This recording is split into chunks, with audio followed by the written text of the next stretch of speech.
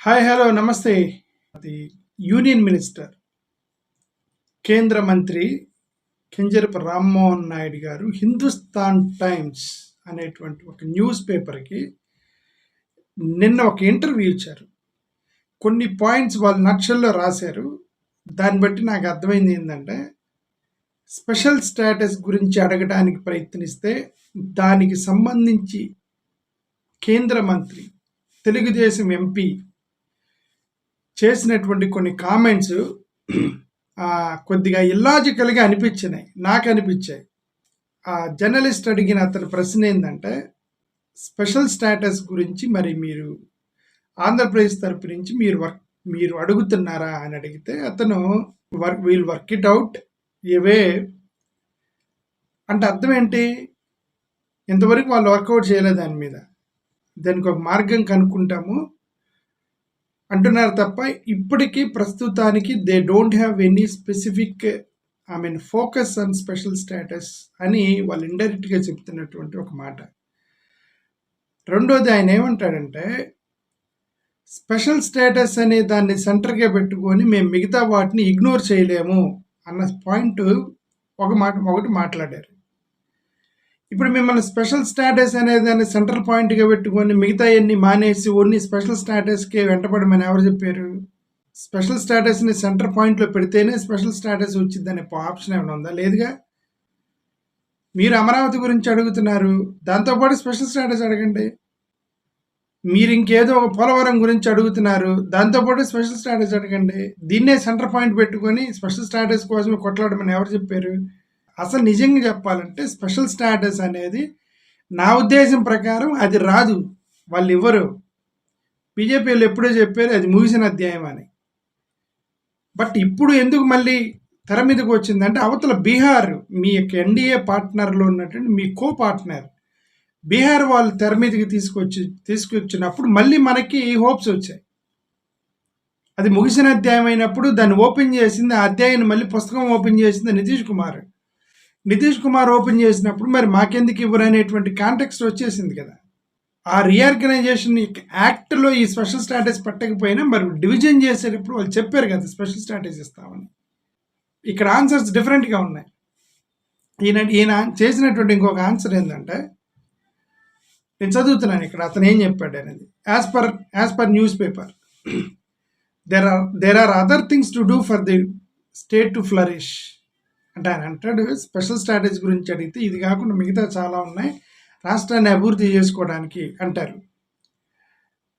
Right, if you are stressing on one thing you are making these demands look smaller. అంటే మీరు special status మీదే అడుగుతుంటే మిగతావన్నీ చిన్నవి అయిపోతాయట.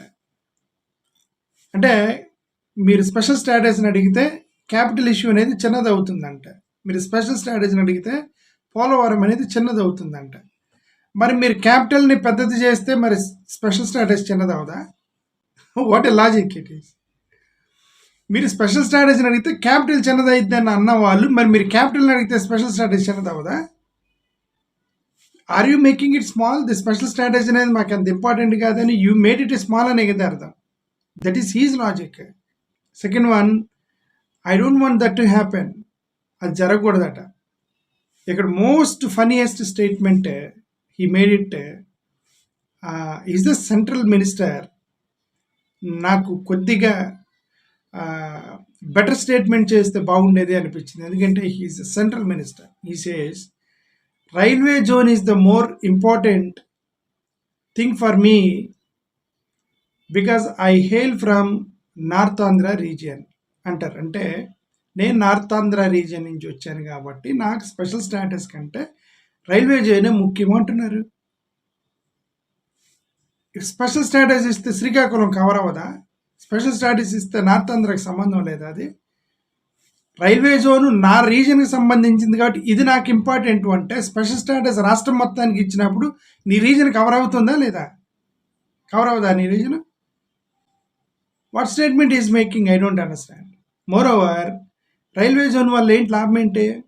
రైల్వే జోన్ వల్ల ఆంధ్రప్రదేశ్కి వచ్చిన లాభం ఏంటి? లాభం ఏంటంటే రైల్వే జోన్ వల్ల రెండే రెండు లాభాలు. అది రైల్వేలు నడిపేది కేంద్ర ప్రభుత్వం. రైల్వే నడపడం వల్ల వచ్చే లాభం మొత్తం, ఇన్కమ్ మొత్తం కేంద్ర ప్రభుత్వానికి పోతే దాంట్లో ₹1 కూడా స్టేట్ గవర్నమెంట్‌కి రాదు. బట్ మనకు 2 లాభాలు ఉన్నాయి. అదేంటంటే మీ ఊర్లో మీకు బస్ డిపో పెట్టారనుకోండి, అక్కడి నుంచి బస్సులు స్టార్ట్ అయ్యి డిఫరెంట్ విలేజ్‌లకి పంపిస్తారండి. డిపో నుంచి. అంటే డిఫరెంట్ రూట్ అనేది ఆ బస్ డిపో మేనేజర్ డిసైడ్ చేస్తారు. ఏ రూట్‌కి ఏ బస్సును పంపించాలని. అలాగే ఇప్పుడు సెంట్రల్ రైల్వే జోన్ వస్తే ఒకే ఒక ఉపయోగం ఏంటంటే, అక్కడ జోన్ నుంచి మొదలయ్యి ట్రైన్స్ అక్కడ స్టార్టింగ్ పాయింట్స్ మొదలయ్యి ట్రైన్స్ డిఫరెంట్ రూట్లో వెళ్తాయి.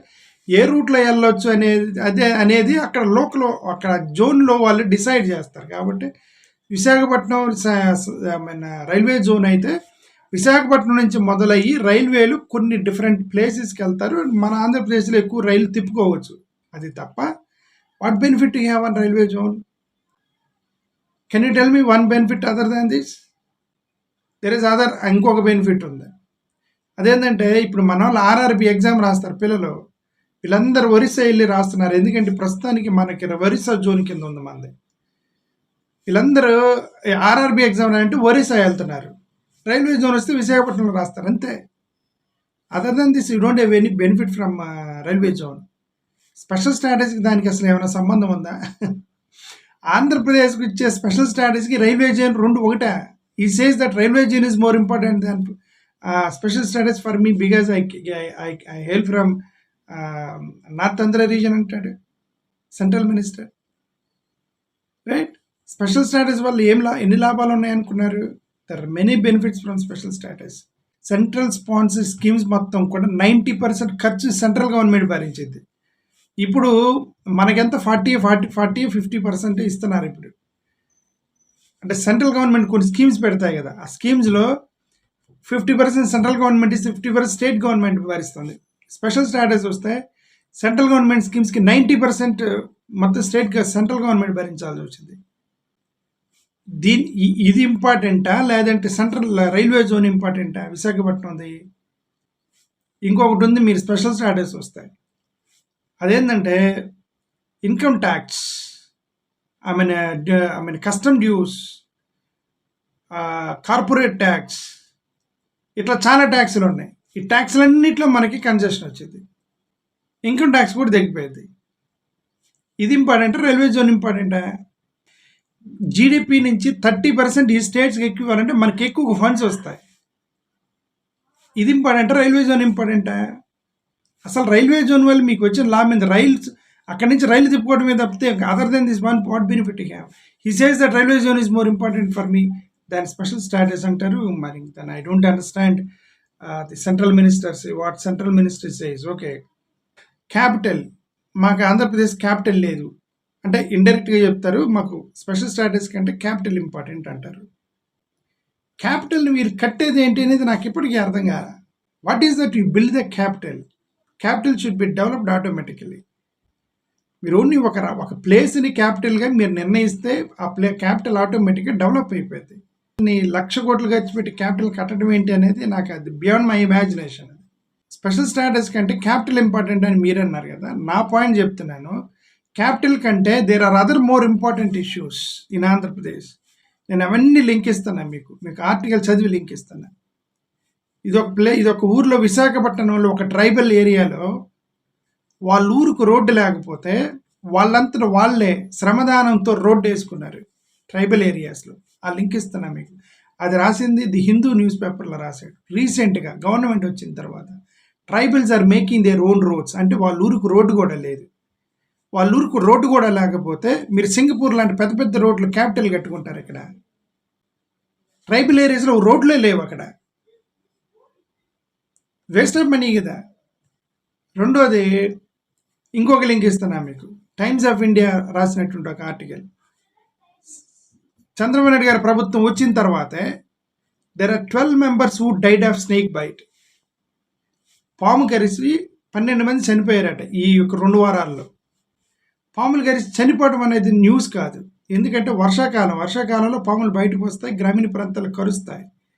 ఇక్కడ ఇష్యూ స్నేక్ బైట్ కాదు. ఆ స్నేక్ బైట్ చేసిన తర్వాత వాళ్ళకి ఎమర్జెన్సీ మెడికల్ సర్వీసెస్ లేవని అర్థం. The issue is not the snake bite. The issue is medical emergency, availability of medical emergency. పాము గరవగానే వాళ్ళని ఇమ్మీడియట్గా హాస్పిటల్కి తీసుకెళ్ళడానికి ఒక హాస్పిటల్స్ లేవు వాళ్ళకి అక్కడ. That is more important than the Singapore capital. As I feel that is more important than Singapore capital. నిత్యావసర ధరలు పెరిగిపోయాయి. నేను కుప్పం నుంచి పండిని మొత్తం విదేశాలకు పంపించి అక్కడ డబ్బులు తీసుకొచ్చి ధరలు తగ్గిస్తా అన్నారు కదా. మరి ఇప్పుడు విపరీతంగా విశాఖపట్నంలో ధరలు విపరీతంగా పెరిగిపోయినాయి. మరి అదే రామ్మోహన్ నాయుడు గారికి అది కనబడలేదు. అది that is more important than the capital అని అంటున్నాను నేను. పెట్రోల్ ప్రైస్ గురించి మన కర్ణాటకలో పెట్రోల్ ప్రైస్ పెంచి వాళ్ళు ఏమన్నారు, ఇది మేము ఎంత పెంచినా సరే ఆంధ్ర కంటే తక్కువ అన్నారు. We became the reference to entire India. దేశం మొత్తానికి ఆంధ్రప్రదేశ్ ఒక రిఫరెన్స్ అయింది పెట్రోల్ ప్రైస్కి సంబంధించి. వాళ్ళు ఏమన్నారు, ఆంధ్ర కంటే తక్కువే అని అన్నారు. Really it is true that దేశం మొత్తం మీద హైయెస్ట్ పెట్రోల్ ప్రైస్ ఆంధ్రప్రదేశ్. ఇప్పుడు ఆయన ఎలక్షన్ ప్రామిస్లో చెప్పాడుగా, ఎలక్షన్ యొక్క క్యాంపెయిన్లో చెప్పాడుగా, జగన్మోహన్ రెడ్డి పెట్రోల్ ప్రైస్ పెంచాడని. ఇప్పుడు వచ్చాడు, తగ్గించాడా? ₹1 తగ్గించమని చెప్పండి, నేను చెప్తాను. ఛాలెంజ్ చేస్తున్నాను, ₹1 తగ్గించమని పెట్రోల్ ఆంధ్రప్రదేశ్లో. ఎలక్షన్ క్యాంపెయిన్కి మభ్యపెట్టని చెప్పాడు చంద్రబాబు నాయుడు గారు. అంతే. ఎక్కువగా క్యాష్ ఫార్మర్స్ పట్టి వాళ్ళ శ్రీకాకుళంలో అది ఆర్టికల్ ఇస్తున్నా. ఇది కూడా వాళ్ళ గవర్నమెంట్ వచ్చినాక రాసిందే. National news papers much better than the local papers. వాళ్ళు చాలా ప్రాబ్లమ్స్ని ఐడెంటిఫై చేసి ఆర్టికల్స్గా రాస్తున్నారు నేషనల్ న్యూస్ పేపర్స్. ఎంత సొల్లు పేపర్లు, రీజనల్ పేపర్లు ఒకరి మీద ఒకరికి దూషించుకోవటం ఇదే మన లోకల్ న్యూస్ పేపర్లు చేస్తుంది. They are much better. వాళ్ళు ప్రాబ్లమ్స్ ఐడెంటిఫై చేసి ఆర్టికల్స్ రూపంలో రాస్తున్నారు నేషనల్ న్యూస్ పేపర్స్. అది అతను రాసింది క్యాష్యూ ఫార్మర్స్ గురించి రాశాడు, ఒక ఆర్టికల్ రాశాడు. లింక్ ఇస్తున్నాడు చూడండి. దళారులు క్యాష్యూ ఫార్మర్స్ని ఎలా చీటింగ్ చేస్తున్నారు శ్రీకాకుళంలో అని రాశాడు రామ్మోహన్ నాయుడు గారు. This is most important for you than the capital. Cheating చేసి మినిమం మద్దతు ధర కూడా లేకుండా రైతులు ఆత్మహత్య చేసుకుంటారు మీరు ఎక్కువగా డిలే చేస్తే. అండ్ ఫైనల్లీ ఇంకొక మాట అన్నాడు రామ్మోహన్ నాయుడు గారు. ఏమన్నారంటే, స్పెషల్ స్టాటస్ కంటే మాకు పోలవరం ఇంపార్టెంట్ అన్నట్టుగా మాట్లాడారు. ఫైన్, పోలవరం ఇంపార్టెంట్, బట్ అది ఆల్రెడీ 72% అయిపోయింది. నేనే అవగొట్టాను, నేనే 72% కంప్లీట్ చేశానని చంద్రబాబు నాయుడు గారు అన్నారు. జగన్మోహన్ రెడ్డి గారు ఒక 10% అని చేసినప్పుడు, అంటే 82% అయిపోయింది దాని ప్రాజెక్ట్ని. ఇంకేంది మళ్ళీ మీ డిమాండ్?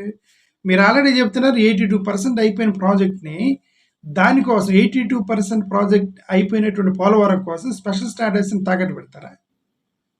అది ఆల్రెడీ అయిపోయింది కదా పోలవరం, యాజ్ పర్ యూ. అది some of the answers he has given not satisfied. చూడండి ఎన్ని స్టేట్స్కి ఇచ్చారు: అస్సాం, నాగాలాండ్, హిమాచల్ ప్రదేశ్, రైట్, మణిపూర్, మేఘాలయ, త్రిపుర, సిక్కిం, అరుణాచల్ ప్రదేశ్, మిజోరాం, ఇవన్నీ కూడా నార్త్ ఈస్ట్ స్టేట్లు మొత్తానికి స్పెషల్ స్టాటస్ ఉంది. 2 రాష్ట్రాలకి స్పెషల్ స్టాటస్ ఇచ్చారు because of state division. Uttarakhand and Telangana రాష్ట్రానికి ఇచ్చారు. తెలంగాణ రాష్ట్రానికి స్పెషల్ స్టాటస్ ఉంది, ఉత్తరాఖండ్కి స్పెషల్ స్టాటస్ ఉంది. కానీ మోడీ గారు వచ్చిన తర్వాత 14th కమిషన్లో స్పెషల్ స్టాటస్ అనేవి హిల్ ప్లేస్లకి ప్లస్ నార్త్ ఈస్టర్న్ స్టేట్స్కి మాత్రమే ఇస్తానంటతో ఐ థింక్ తెలంగాణకి ఇప్పుడు లేదనుకుంటా, తీసేశారనుకుంటా తెలంగాణకి, బికాస్ ఆఫ్ మోడీ గారు తీసుకున్న ఒక నిర్ణయం ద్వారా. అది ఇంకా ఉందో లేదో నాకు తెలియదు, బట్ తెలంగాణకి అయితే స్పెషల్ స్టాటస్ ఇచ్చారు. ఇది ఒక అన్యాయం. డివిజన్ చేసి వాళ్ళకి క్యాపిటల్ ఇచ్చి వాళ్ళకి ఎక్కువగా సోర్స్ ఆఫ్ ఇన్కమ్ ఇచ్చి వాళ్ళకే స్పెషల్ స్టాటస్ ఇచ్చారు. డివిజన్ అప్పుడు మీకు ఇస్తామని చెప్పి మనకు చెప్పారు, నువ్వు క్యాపిటల్ ఇవ్వాలి, స్పెషల్ స్టాటస్ ఇవ్వాలి, ఏమి ఇవ్వాలి. అవి ఇంపార్టెంట్, కానీ ఊరికే సింగపూర్ లాంటి సిటీలు కడతాము, కడతాము, అయ్యా ఇంపార్టెంట్. కట్టొద్దని నేను అంటల్లా, దే ఆర్ లీస్ట్. మీరు అవి వదిలేస్తే దానంతా అవే పెరుగుతాయి. క్యాపిటల్ అనేది చెట్టు లాంటిది, మీరు నాటి వదిలేయాలి, అది పెరుగుకుంటూ పోయింది. అదే చెట్టు నిర్మించడానికి ట్రై చేస్తే మీరు ఒక పెద్ద చెట్టుని తీసుకొచ్చి పెట్టాల్సి వచ్చింది, అది ఖర్చుతో కూడుకుంది. మొక్క నాటి వదిలేయాలి, అదే పెరిగిద్ది. క్యాపిటల్ అలాంటిదే. రామ్మోహన్ నాయుడు గారు ఇచ్చినటువంటి స్టేట్మెంట్ నాకు I have found few objections, so I'm making this video. Thank you.